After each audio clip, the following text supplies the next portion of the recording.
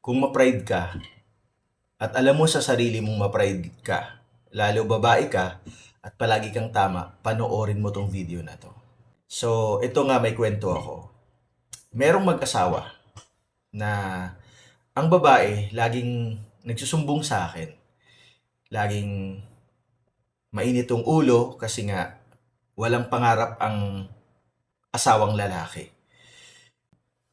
Nakokontento lang sa kung ano lang yung buhay nila, kahit isang tuka. At of course, yung mga ugali, 'di ba?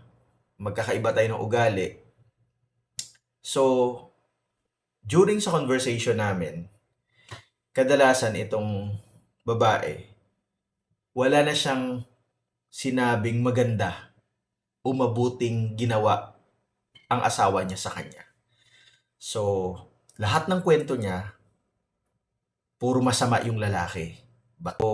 Dahil meron silang past issues nung mga bata-bata pa sila, so tumatak sa babae ang lahat ng mga mali.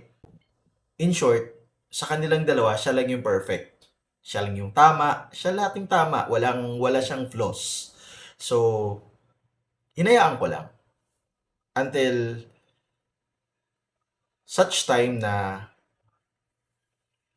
sabi ko, kung di mo naman kayang iwan at gusto mo namang magstay at yan naman ang buhay ninyo dahil mag-asawa kayo, hindi naman ang bababae. So, why not ikaw yung magpakumbaba? Why not ikaw yung mag-ayos sa sarili mo? Baguhin mo yung approach mo, baguhin mo kung paano ka nagsasalita, baguhin mo yung ugali mo paunti-unti.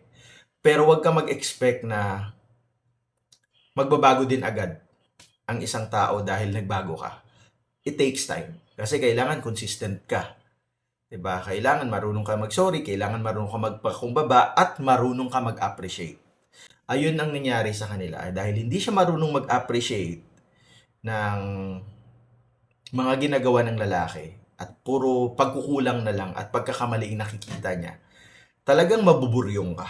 Talagang mababad trip ka. And tama naman na yun yung maramdaman niya. Valid yun.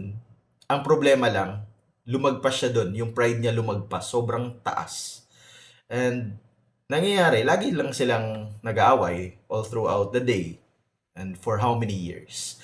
So, parang wala ng pag-asa ang relationship nila. Parang matatapos na. But then again, sabi ko, hold on. Basta hindi nang bababae. And you know what? Hindi na siya laging nagagalit kapag may mga problema, lalo na kung out of her control, na hindi mo naman makokontrol yung ugali ng ibang tao eh. Alam mo ngayon, with the grace of God, at naging prayerful na rin itong wife, naging okay na sila. Grabe. Sobrang okay na sila. So, mahalaga talaga ang magpakumbaba ka at baguhin mo ang sarili mo unti-unti and consistently. Mga times na marupok ka, may mga times na pipitik ka. But sa mga times na yan, kailangan mong huwag magsalita. Dahil dyan mo unang masusubok kung kaya mong kontrolin ang sarili mo, ang emosyon mo, at ang dila mo. God bless your heart.